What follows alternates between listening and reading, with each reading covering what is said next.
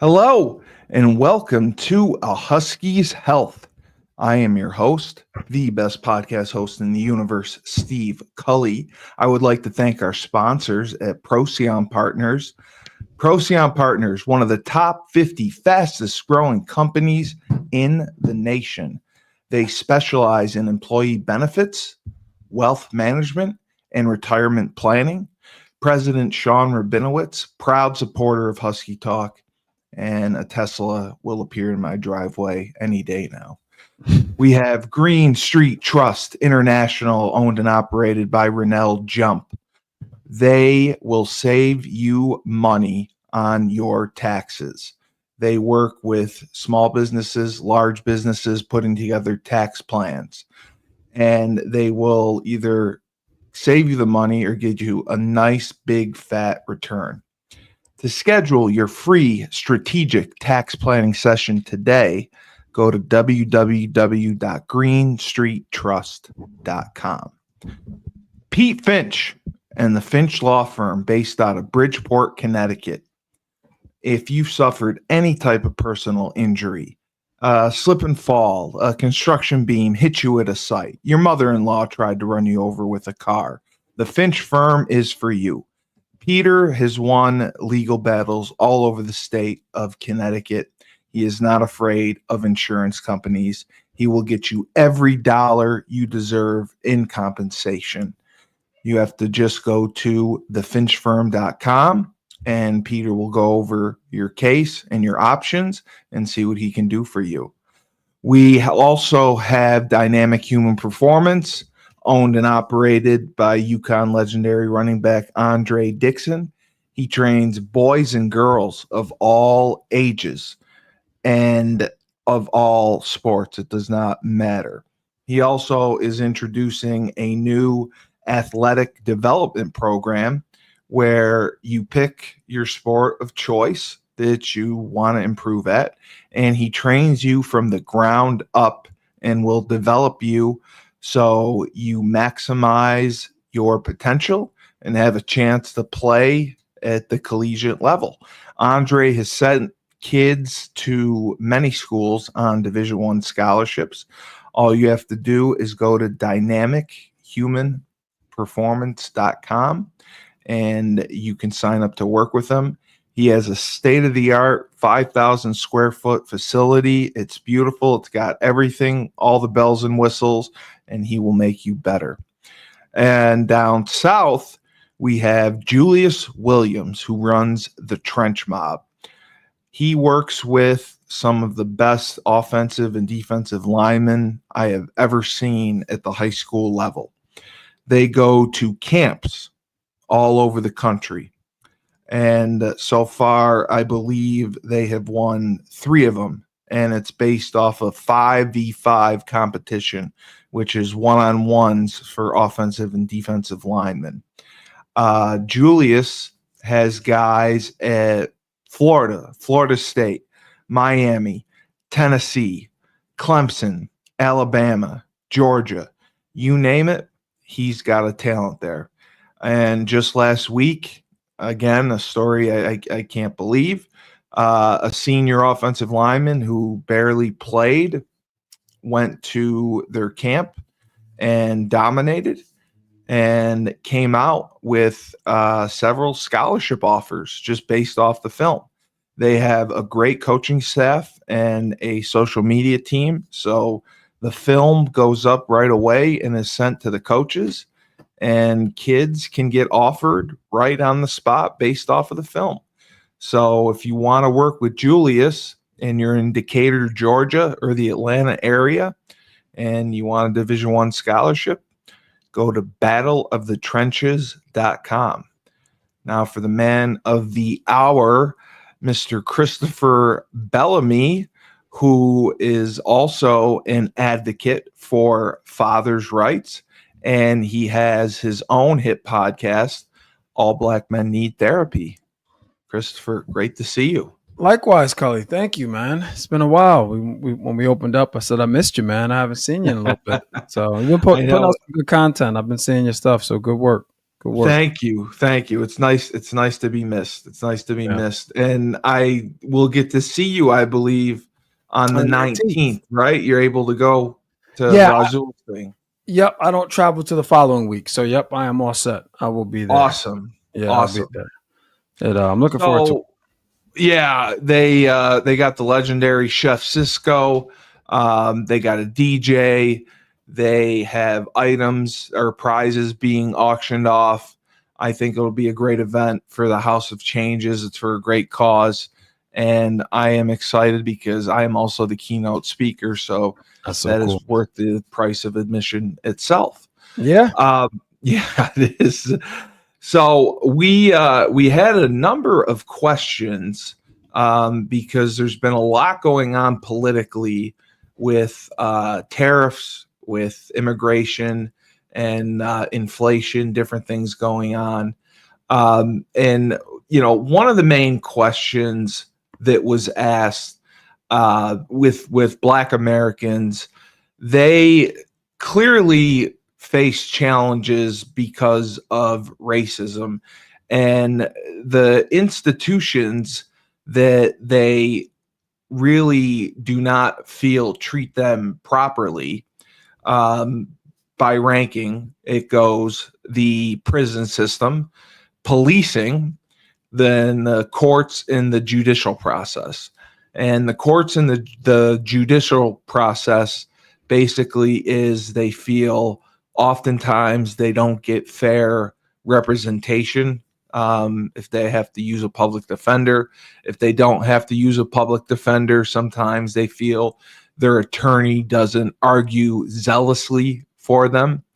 Policing, a lot of the times they feel they don't know or understand their rights and they're not explained to them, and they feel, because the police are allowed to obviously lie, and that causes major issues. And the prison system is what the prison system is. So those are some of the critical issues that basically 9 in 10 Black adults are concerned about in many of the criminal justice areas, and they need change. So, after just hearing some of those statistics and some of those, between the prison system, policing, and the courts, what would you say, in your mind, is the most broken? And what would it take to go about starting to fix it? Well, the thing that's most broken that you didn't mention is the wealth gap. Well, we were going to get to inflation, but yes, the wealth gap is tremendous, huge. So that's like, you think about it, right? Like, you think about, so the single most important predictor of wealth is housing, right? So if Correct. And I'm assuming you're familiar with redlining and all of that. Yeah. All right. So that's where the wealth gap started, right? Like, Blacks were literally not able to buy homes. People Right. own to Black people back in the day, and which is why during the Great Depression, Black people weren't impacted as much because we didn't trust the banks, so we kept our money in the house. Yes. So when the market crashed and everything like that, we weren't as strapped as everybody else was because those banks, this goes back even further, right? So you think about titles to homes, banks were in charge of that. And yeah, some banks just took them from Black homeowners. And sold them or did whatever. And they just took, so that's where it all started, right? Like this, there's a huge wealth gap. And as a result of this wealth gap, that's what you see. You find poverty, you find struggle, you find all these disparities. So that's where these things happen, and then you start factoring in unconscious bias or actual bias, right? Yeah. Like, we all have it. Like, I have unconscious bias, you have unconscious bias, we all have it. And then it just shows up. And unfortunately, when there's this, and this is just my opinion, right? So I'm not an expert on any of this shit, but this is my opinion. It's like when there's a disparity in wealth, opportunities look different. For instance, right?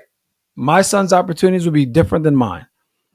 If I wanted to go to college, I had to get it paid for, and I didn't have any money. So the only way I was going to go to college is on full scholarship, period.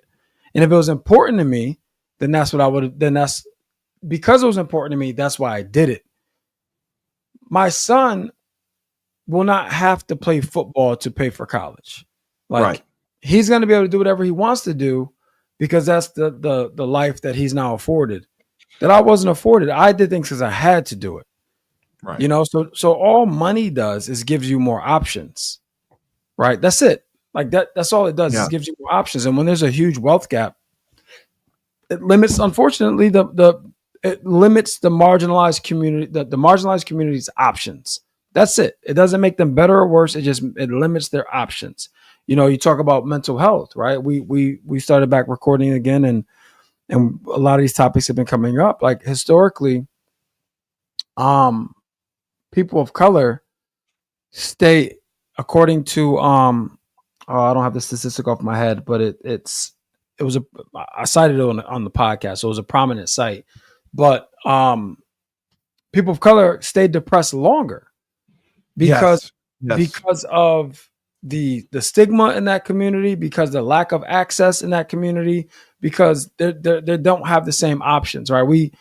One of my favorite episodes that we did, it's called "Depression is a Luxury." I don't think that was the title, but that was the theme. Depression is a luxury. And though I don't agree with that sentiment wholeheartedly, it went viral because 50 Cent said it on a podcast.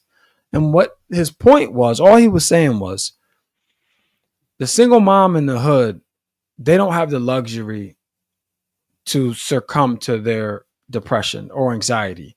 They still got food on the table, right? Right. And what I took from it was that when you have a luxury, when you have a mental illness and you have access and means, you have the luxury of getting it treated. You see what I'm saying? So he was like, there's no cure. I shouldn't say cure. There's no solution for this mom. This mom has to endure this and still keep pushing forward. But somebody who has more access to things, they may not have to, that may not be their circumstance. So that's why he said it's a luxury. And again, depression is a clinical illness, right? It's not like it's not an elective, right? Like I want to be depressed, or I don't want to be. Like you don't really have a choice in the matter. It's just how you handle it. And I think that was the messaging. So all those things change to answer. That was a long-winded answer to say all those things change when we can close the wealth gap as best we can. Do you think that the tariffs that are going into place, because right now, you know, we're feeling it with the market, with the drops, the tariffs that are going into place, do you think it's Trump being more of the big bad wolf, huffing, I puffing, I'm going to blow your house down, but not really mean it and just use it as a threat to try to get other countries to cooperate with him? Or do you think that the tariffs are going to play a big part in the next 4 years? Here's what I think about where we are right now. I think too much of anything isn't good. Right. Too much of anything. You can become obsessive over things and create false realities for yourself. But you can deem them as your reality if it goes unchecked. You know, like one thing I'll say, I don't agree with most of the stuff Trump does and says. But one thing I will give him credit for is he's the king of, I'm going to do this till you tell me I can't. You're right. You know, like, and I respect that. Like, I respect that sentiment. Because that's and hey, some people adopt that principle for different reasons. I think some people are ambitious and they push the envelope and they're hard drivers and hard chargers. I don't think that's Trump's case, but Right. I do believe that he is leveraging his office probably more than he should and Yes. more than he should be allowed to. But again, he's going to do it until you tell him to stop or until you make him stop. Not even tell him stop, make him stop. So as far as the tariffs, here's what I think. I think he's going to pull back I do too. after there's the most minimal concession from other countries. I mean, if one country goes from, and I'm just throwing arbitrary numbers out, goes from a 20% tariff on the US to a 18% tariff on the US, that will allow him to pull back.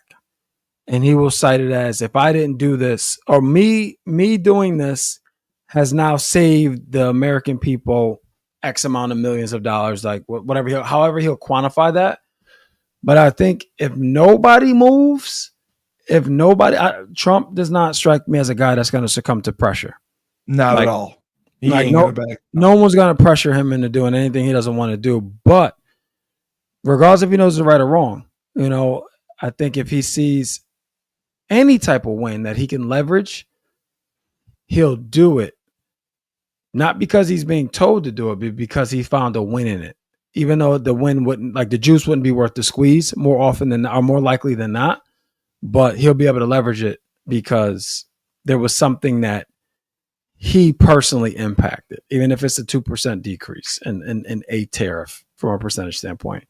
But yeah, right. It's not a bad short-term strategy to get some change, but he doesn't. It's not a short-term strategy. It's a long-term strategy, and it is. Yes, it's not going to go over well. It's not going over well. We see what's happening. No, it's not. It's kind of blown up in his face after everything was announced. Everyone was celebrating that. There's going to be these big changes that were going to happen, and now it's just getting out of hand because countries aren't backing down. I mean, even the Prime Minister of Canada was like, I'm not backing down. I mean, and he called Canada the 51st state. So and the Prime Minister of Canada is ready to go to war over the tariffs. He doesn't want to pay them. And it's going to result in, like you said, the difference in money and the money that people have, where people are going to be buying less American because of the tariffs that are going on in other countries. And that's going to trickle down and influence every part of our economy. And when I was reading about it, that's kind of what scared me the most, is that our economy could be in worse shape within the next year or two. Yeah, because that's the thing. It's like goods is one thing, right? Like if you like that's my whole thing. And I don't talk about Trump often, ever, really.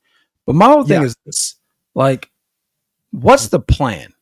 Like I was just talking to my buddy about this at lunch. Like, what is the plan? Okay, you're imposing these tariffs. What's the plan? Is the only plan for her? It's the old Beanie Single line: get down or lay down. Is the plan for them to get down or lay down?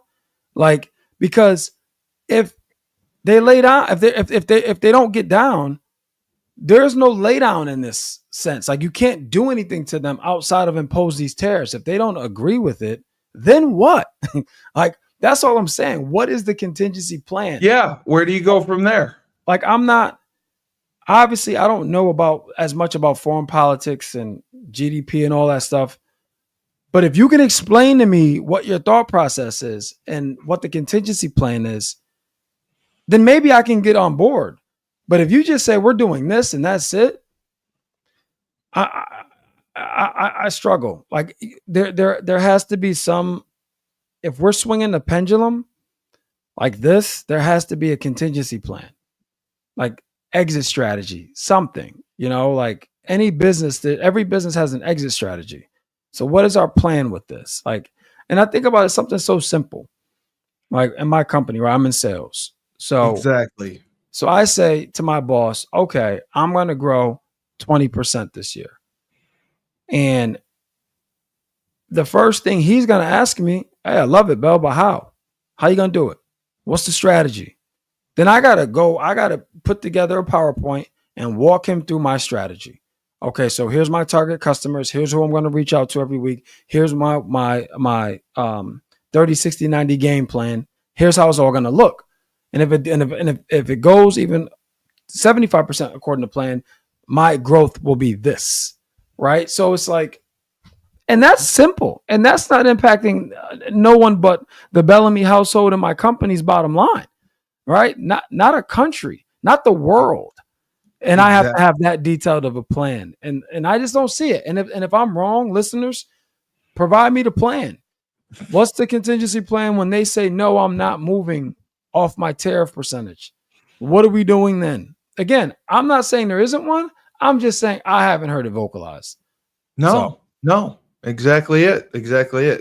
There's nowhere for him to go, and he has to maintain looking strong. So if the plan doesn't work, exactly, where do you go? Yeah. So it's going to be interesting to see how it plays out. The other question that was mentioned several times was the limiting control, or in some cases dissolvement of DEI efforts in the federal government, and the board in education, Department of Education, colleges, universities, eliminating DEI positions. What are your thoughts on that? Because it's a controversial subject. It seemed to have been working to an extent. I don't think anyone was actually just handed a job. I think it provided jobs to people who otherwise weren't going to receive them. So I was curious, and several of our viewers wanted to know your take on DEI and where it's going. So I could talk the rest of the show about this. So I have a lot to say about that. Good. First, let's start with, what does DEI even mean, right? Diversity, equity, inclusion, right? So there's not a statistic that you can show me that exists that states that a company is more profitable the less diverse they are. It's not one that exists. Nope. In fact, it's to the contrary. The more inclusive and diverse your organization is, the more profitable you'll be. Why? Why is that? I'll explain. So when I started my company 15 years ago on Thursday, I was the only black dude. Congratulations. Thank you. So I was the only black dude in Connecticut. Actually, that's not true. When I started, there was another black guy, but he parted with the company maybe a month after I started. Right. So perspective, at the time, we were smaller. So we were probably like, I don't know, like a $3 billion company at that time, maybe $2.5-3 billion company. We were smaller, but I was the only black person in Connecticut. So now my circumstances are a little different. Like, I was broke. I needed a job. My house was in pre-foreclosure. I needed to get some things right. But I did not feel psychologically safe there, because really, so this is what. That's right. You're the only black guy there. Yeah. This is what happens though, Cully. I didn't have a choice. Like, I had to stay, because this was 2010 after the recession, right? So it was a tough time to find work.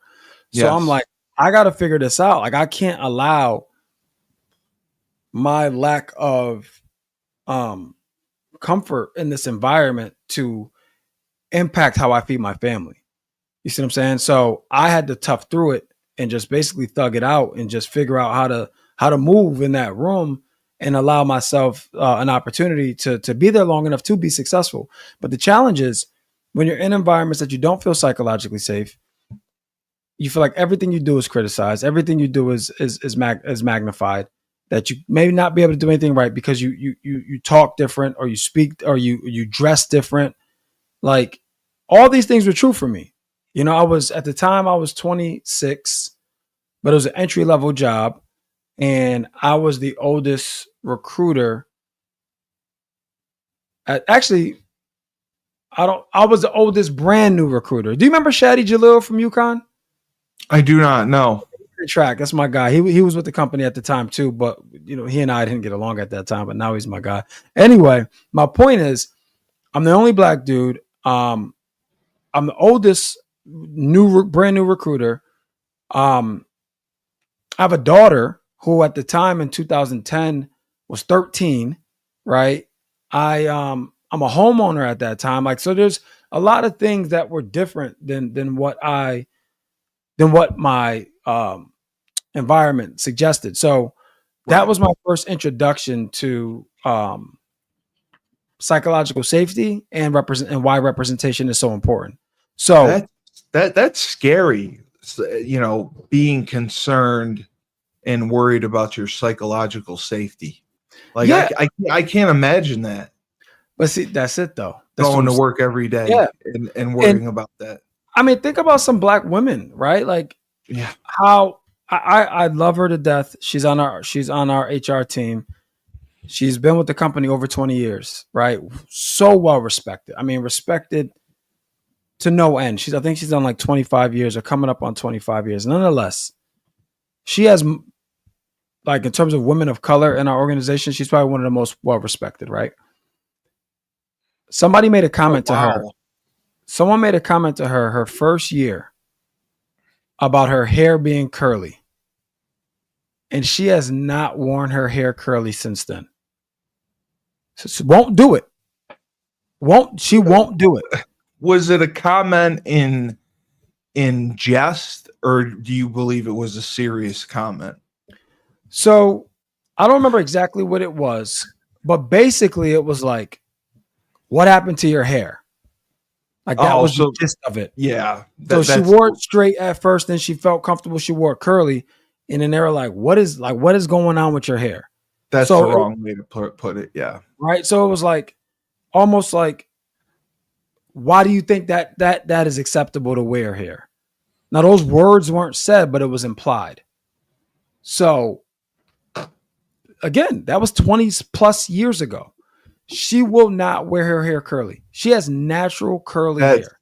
That's unbelievable. So she straightens her hair every day because of that comment, right? So she does not feel psychologically safe. Even though she's one of the most prominent women in the company, she does not feel psychologically safe because of that. One comment. Jesus. So when we talk about DE&I, right, it's a hot topic. But one, I've already discussed that there's no company that lacks diversity that is as profitable as they can be, right? Because there's statistics directly linked to the profitability of a company based on their inclusion and diversity efforts. Why? Because the way people feel psychologically safe is when they see more people like them. And if there were more black women in that company at that time, that person would not have made that comment. Or he would have made that comment so long ago prior to that it would have been corrected, and he would know that this is not how you address a black woman when it comes to their hair. Because of course, right.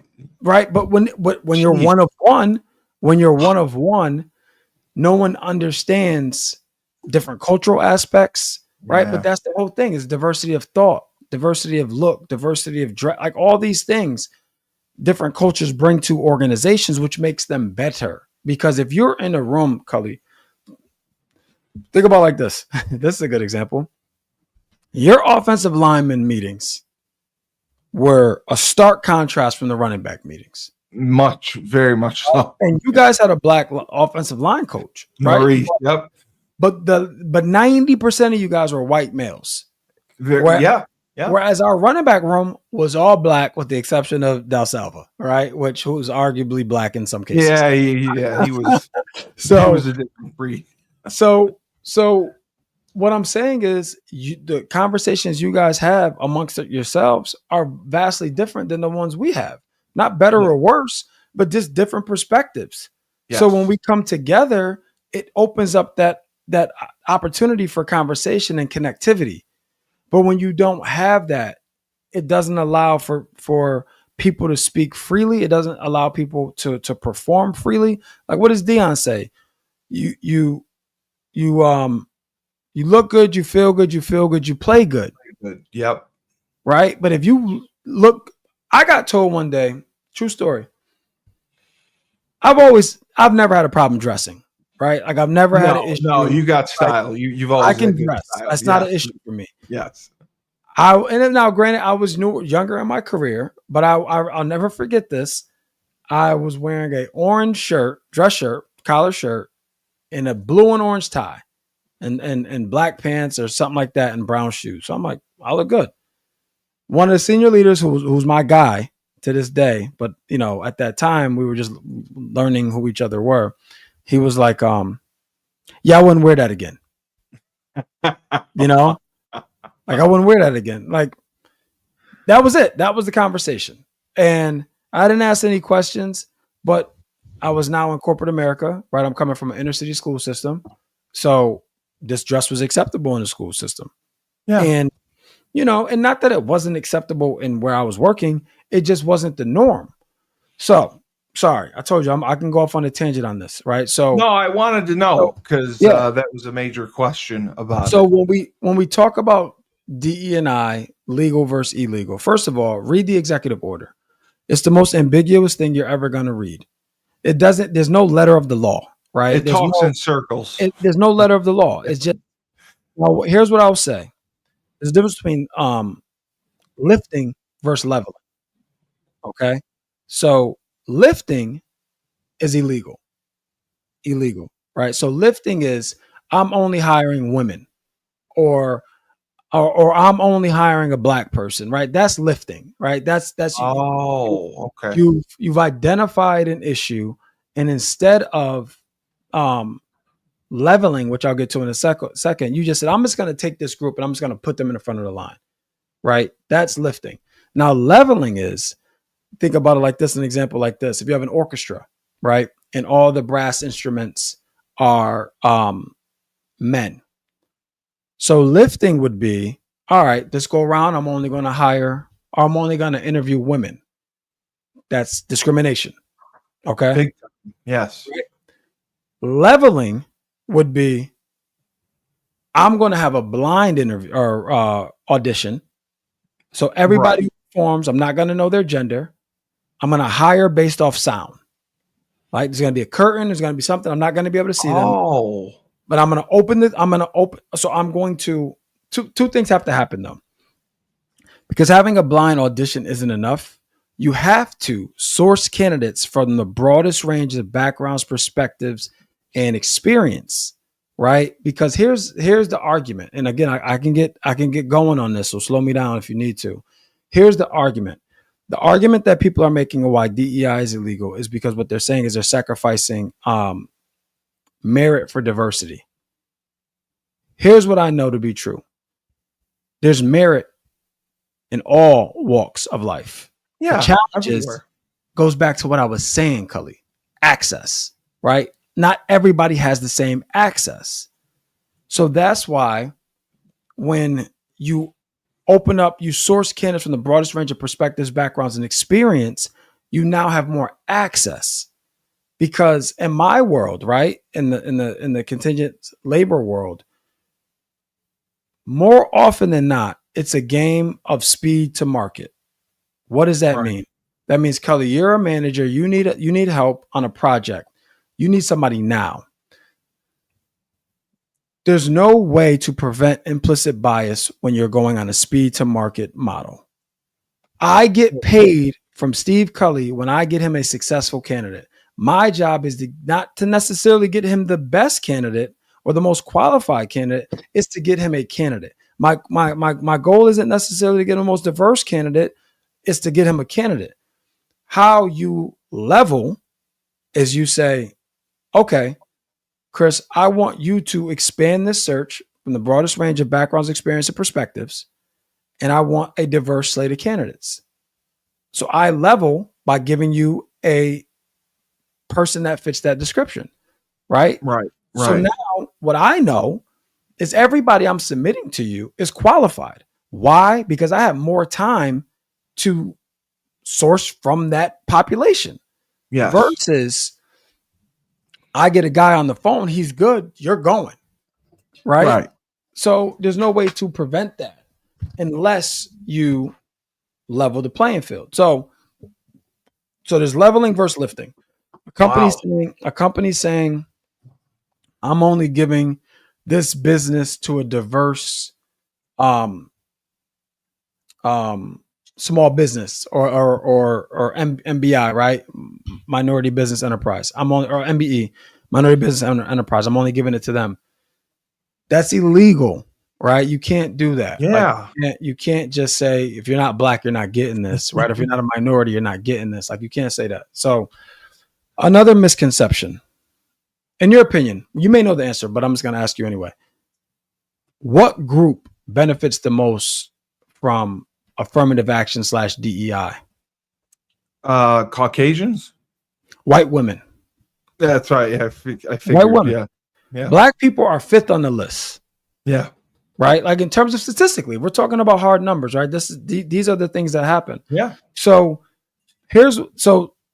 what I know is this. There's a lot of clickbait out there, right? Like, you look at the big companies like Target, Walmart. Like, let's just use Walmart. So Walmart, they got a lot of flack for them backing off their DE&I policies. The challenge with media is they sensationalize things. If you read the article on Walmart, they didn't get rid of their DE&I program. They got rid of some of how they marketed to youth in the LGBTQ plus community. Okay. Like, that was, if you read the article, start to finish, the bulk of what they were talking about was that, like, the marketing to youth in the LGBTQ plus community. Now, did they do some things with their vendors? Yes, they're changing their diversity vendor process, but they're not getting rid of inclusion, right? So what you're gonna see happen right now, because again, Trump is, I'm gonna do this until you tell me to stop or till you make me stop. So nobody wants to be in his crosshairs for good reason. No. So what's happening is, even Apple, take Apple, same thing. If you read their statement on backing off DE&I, you'll see it is just a word game. They're not saying diversity, they're saying belonging, right? Or like they're doing things like that. Now, I'm not saying that companies did not, like, I know companies and people who were completely wiped, like, let go because they were on the DE&I team. So I got to be careful, because I'm not saying that everybody who's saying they're backing off is not backing off. I'm not saying that. But what I am saying is, the big articles in these big companies, if you read it, it doesn't read how the title suggests. Like, no, in the big companies, the Walmarts, the Targets, none of them are saying people of different walks of life don't matter here. They're not saying that. They're just going about it in a different way. There were some things that needed to be cleaned up. Like, I don't agree with running a number. Like, hey, we need to have this many black people. I don't really agree with that. I understand you're well intended. I understand what your intentions are, right? You want to create a more diverse culture, more inclusive culture. So you need these groups of people. I understand that. Here's what I also know. Companies who are publicly backing off, they're going to have an issue, Cully, with psychological safety inside those organizations. And right? that's scary. So, That is scary. and then the people who are standing firm, they're going to have, they may or may not have to deal with some of Trump's cronies in this space. But a lot of people are tightening up, right? They're tightening up. They're making sure that they're abiding by the letter of the law. And again, some companies did not have legal practices. So there's some merit in what these arguments are on a very small scale. So let me just be very clear. It's the minority, not the majority. The majority of these programs are set to give more opportunity, right? That's why ERGs exist, right? Employee resource groups, right? Or ENs, employee networks, right? All these things exist to make and cultivate and create a more inclusive environment. So people feel like they can be them best selves. They can come as they are and perform at their best, compared to feeling like they're being judged, feeling like nobody looks like me. So when I say this or I do this, I'm going to be judged, right? Like, dude, for the longest time, like I said, I was one of the when my company split in 2021, I was the only black director in the whole company. A $2.2 billion company. I was the only black director. Yeah. So that was scary. And I'll never forget this, dude. Shout out to my girl, Bree. She got promoted. And so it was her and I, the only two black directors in the company at that time. I literally cried when my leader called me to tell me, because one, it was like a weight lifted off my shoulder, because like I'm not the only one. Because what happens is when you're the only one, dude, everybody comes to you for everything that's black. And it's like, I don't speak for all black people.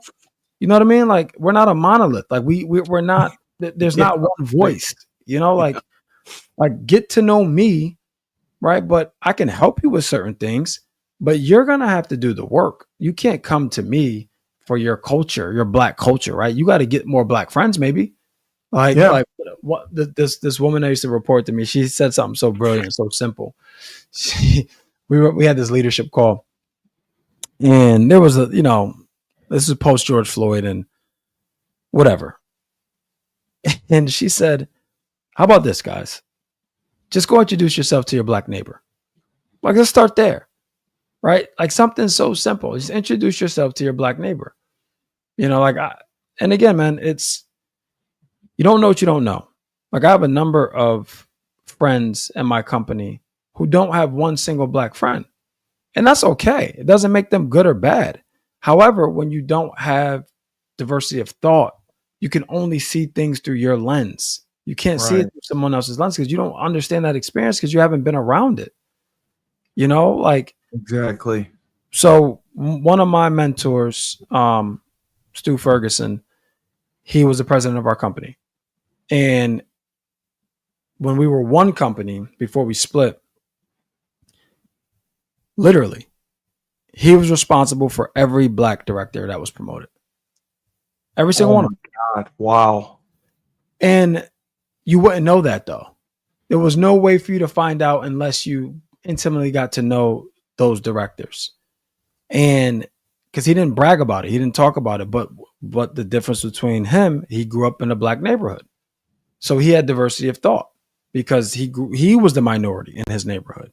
So he had no issue connecting with other people, right? So something that someone could see or view or witness that was outside of the realm of what they're used to, that can be looked at as like, oh, the tagline that was said a lot about high potential black leaders is they're a little rough around the edges, right? Like that was like a signature saying, rough around the edges. What does that mean? How do I buff these edges? Right?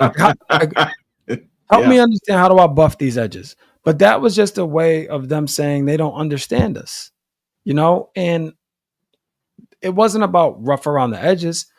When I thought I was ready to be a director, Stu said, no, Bells, you need to meet more people because He's like, I'm just getting to know you, and I've heard great things about you, but nobody knows you, right? And that is a condition, bring this full circle, of not feeling psychologically safe to Safe. allow people in, Wow. right? So Wow. that was a condition of, it's the same thing about the hair. Yeah. Right? It is. Because she didn't feel safe wearing her hair curly. She never did it again. I didn't feel safe giving information to people because I just didn't trust anybody. So as an unintended consequence of that is I didn't build deep, meaningful relationships across the company. So Well, he because said, you probably didn't have that trust either. You probably no, couldn't trust people. yeah, I don't trust people in general. So let alone people who don't look like me and people Right. who can't relate to my experiences. Yeah, that wall is going to be 30 feet in the air, you know, Yeah. but when I learned that, okay, well, that is actually holding you back versus, oh, you're just a little rough around the edges. Like, help me, coach me through that, right? Give me something tangible I can do, which he did. And sure enough, I moved into a new role, reported directly to him. And a year later, I was a director because I did Right. exactly what he told me to do. I Yeah. built deep, meaningful relationships with these people because these I people. understood that those people had influence on where I was going to go in my career. And then I had a leader who understood me to help me solve that. Right. Because at that point, 2019, I had been in the company for 9 years. You know, and not that I didn't have good leaders before. I'm not saying I didn't, but I didn't connect to anybody like I did to him. And it had everything to do with, and he was, one, he's a veteran. Two, like I said, he's from the South. He grew up in a black neighborhood, and he's a leader in a company that has influence that people listen to. So yeah, I'm going to listen to what he's telling me because I know, one, I can trust him.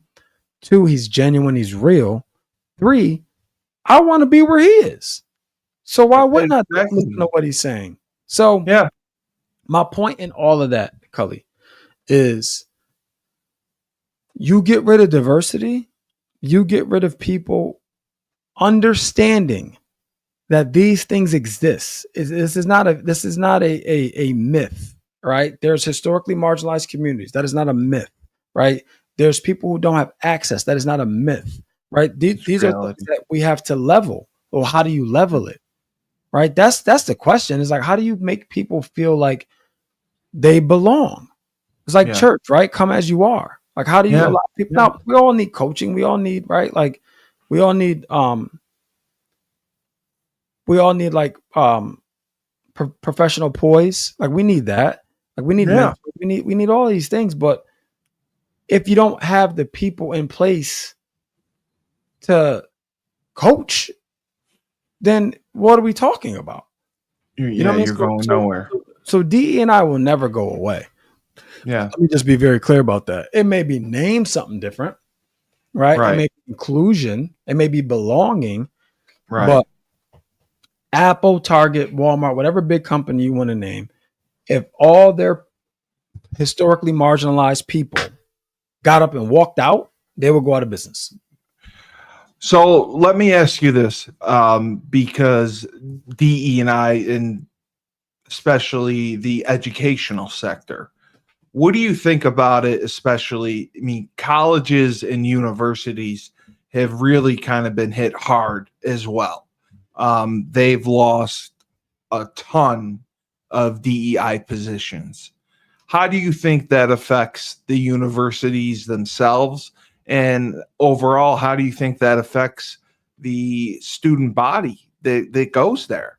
Because, you know, that was the biggest shock to me, that's what was cut. And that is, you know, the people that needed it the most. And they just, I can't remember who used the phrase, instead of using a scalpel to go to it, they took a chainsaw to it. Yeah. To some of the DEI positions. So, and like tariffs, the educational institutions, things are going to get worse before they get better. And the difference, though, is what's happening is a challenge. And again, let me just be very clear for the listeners. I am not an expert on these things, right? This is my Well, opinion you're a semi-expert. You're a on, semi-expert. on a lot of these things. But what I know is this: institutions are going to have to be okay with not getting money associated with different things. Very Maybe true. people whose names are on buildings who give a lot of money, who are pushing this DE&I initiative to abolish it, they may have to stop taking some of that money, right? If they want to hold on to what Yeah, they're going to have to. they The stand for. Because federal think funding. about it, right? Yeah. Think about this. This is a very extreme example, but I'm just trying to make a point.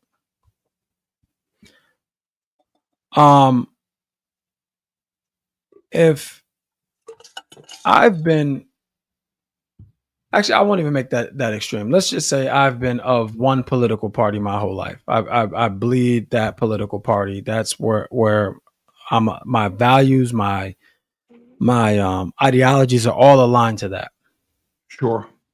But as a result of that, I've afforded some things in my life, right? Like, there's things that have been afforded to me as a result of that, and this is just a mythical situation. And then somebody comes along and says, "Well, I need you to abandon your ideologies, and switch to this political party. And if you don't, I'm not going to give you. You won't have the same luxuries that you have." Where it's like, who are you at that point? Wow, it's that drastic.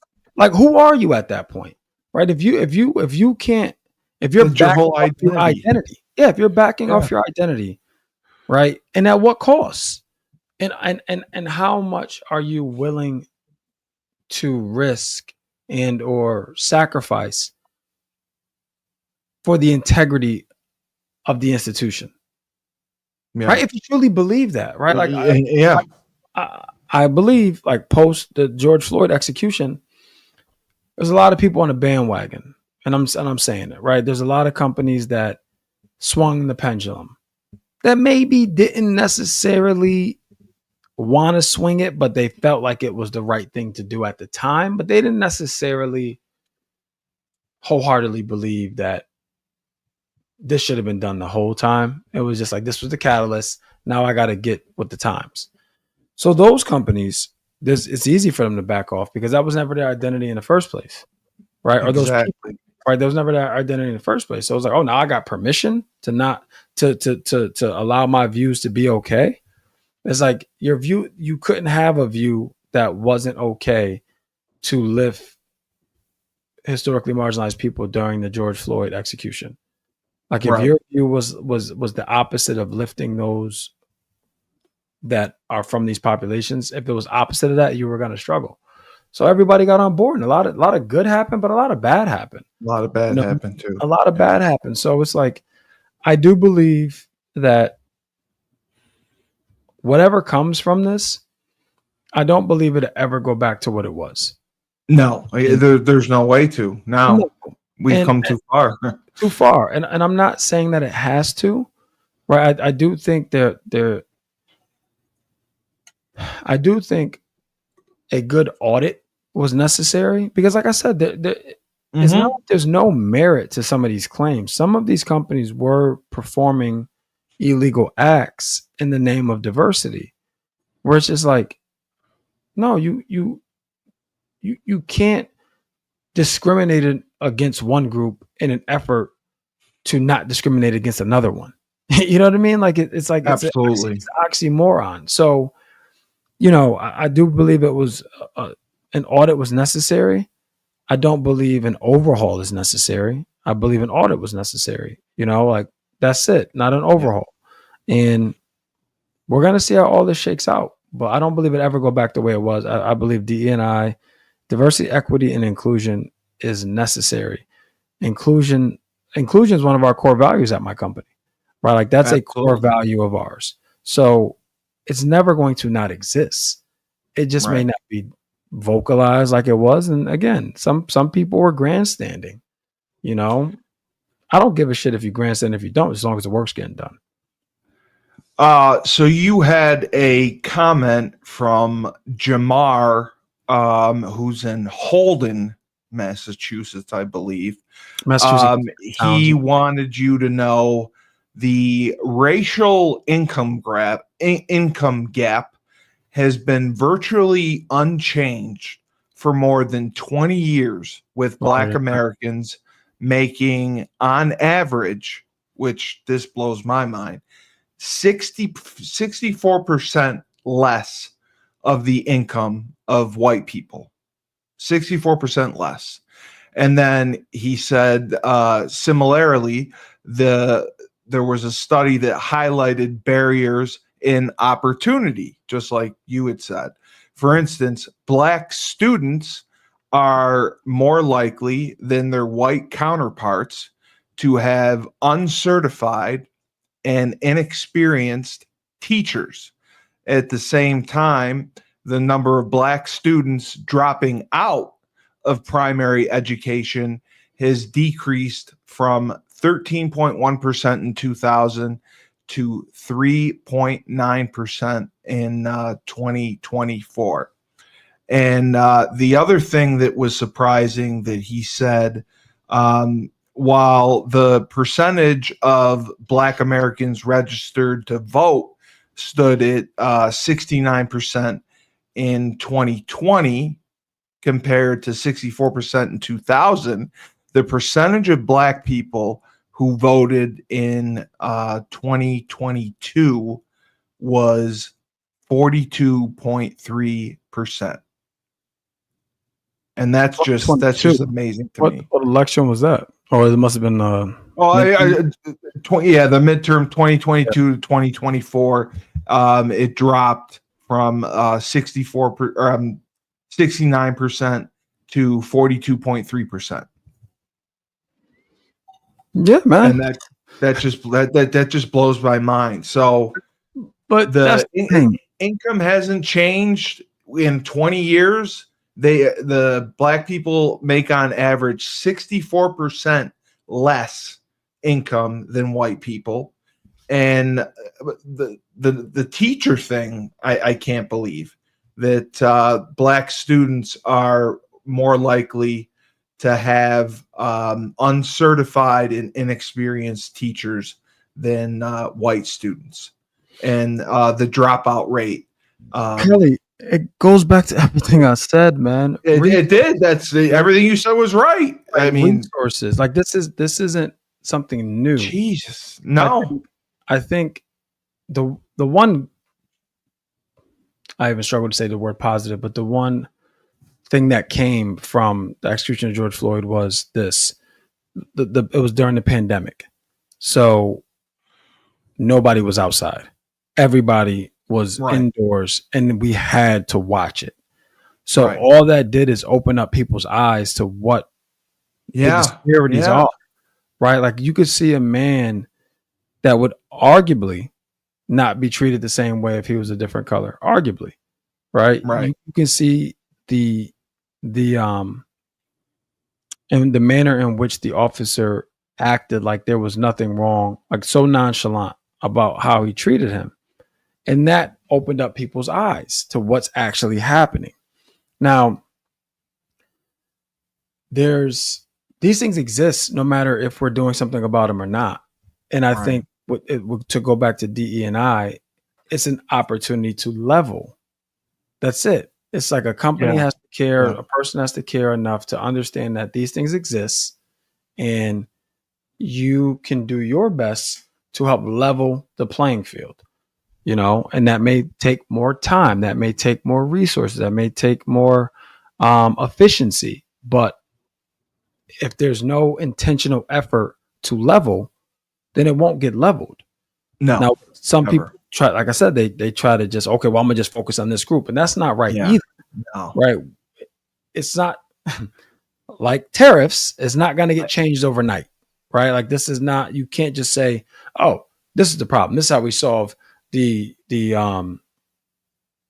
our national debt. We'll just increase prices here. No, it's cause and effect, dude. It's cause and effect. Wait to read more about this. This is just mind blowing. It's cause and effect. So it's like the solution isn't to just hire women or interview women. The solution isn't to hire or interview just black people. No, it didn't happen overnight. It's going to take much longer to fix. So Yes. but as I said, if we can start to close that wealth gap, that's The the wealth gap. catalyst to close everything, in my opinion. I agree with you. So I have to thank our final sponsor, which is Ned Von Young, Fresh himself. He owns the Fresh Fold Laundry Company in Carborough, North Carolina, just outside of Chapel Hill. They have a state-of-the-art, now he reminded me to say this, laundry service. It's a laundry service. You can drop off your laundry. You can pick up your laundry. They wash, dry, and fold your laundry at land speed records. They have a subscription model, weekly or bi-weekly, where you can do your laundry. They have deals for college students, which is based on your laundry by the pound. They charge you by the pound, and it's the same thing. Drop your laundry off. It's washed, dried, fold for you. It land speed records. And Ned Von wanted to point out that the time that is spent doing laundry per week is between 6 and 12 hours. So think of what you could be doing with those 6 to 12 hours if you had them free, and other things you could do to be productive, either around the house or making more money or working more hours. So the Fresh Fold Laundromat is ahead of its time. It's a high-end service, state of the art, and all you have to do is go to freshfold-laundry.com. Freshfoldlaundry.com. And that is where you can see all the different services they have to offer, and make sure that you pick one, because it will definitely make a difference. And he's also looking for other properties as well, and to expand on the laundry business, because it's been profitable. It's only been open since January, and he's done a wonderful job. Chris Bellamy, wow, this was a powerful episode. You answered some tough questions and great explanations, and I learned quite a bit, and I can't wait to read some more about this stuff.